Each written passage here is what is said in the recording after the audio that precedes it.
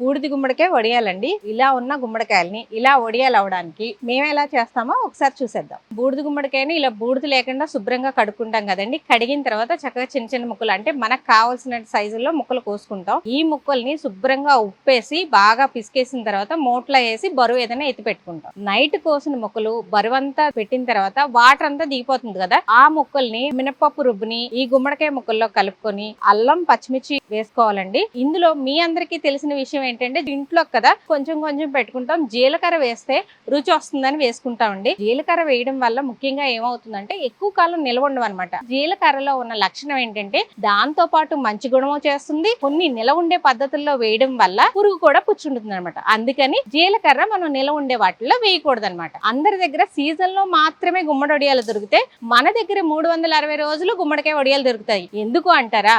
గుమ్మడికాయ వడియాలంటే కావాల్సింది చాలా ఎండండి. మన దగ్గర డీహైడ్రేటెడ్ డ్రైయర్ ఉంది కాబట్టి ఆ డ్రైయర్ లో మనం గుమ్మడి వడియాలు ఎనీ టైం పెట్టుకుంటాం. మరి ఇంకెందుకు ఆలస్యం అండి, మన స్టోర్స్ కి వచ్చి పర్చేజ్ చేసేయండి. కింద స్టోర్ నెంబర్ ఉంటుంది, వాళ్ళకి కాంటాక్ట్ చేసి ఆన్లైన్ లో ఆర్డర్ పెట్టుకోండి.